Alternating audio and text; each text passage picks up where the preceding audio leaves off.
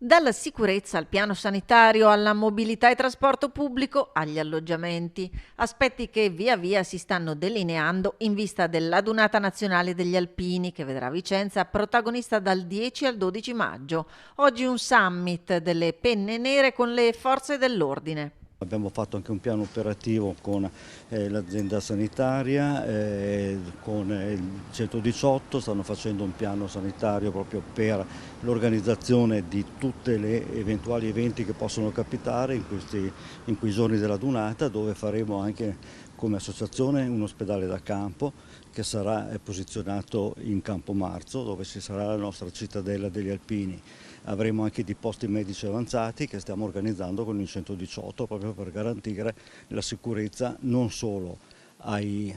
alpini che verranno, ma a tutta la comunità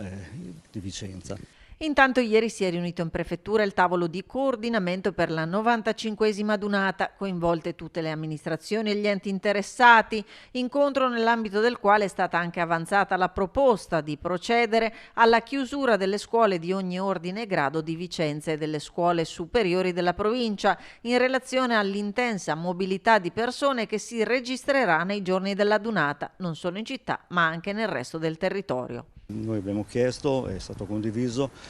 dovrebbero essere chiuse dal giovedì al venerdì tutte le scuole superiori nella provincia e le scuole di primo e secondo grado in città. Adesso stiamo vedendo appunto con gli organi preposti per organizzare tutto, per condividere questo momento, anche perché tutti i mezzi di trasporto che sono stati messi a disposizione da SVT, dalla società trasporti, verranno utilizzati anche per le navette, per le comunicazioni in tutta la provincia. Ricordo che faremo sempre in accordo con SVT, faremo una tessera, una card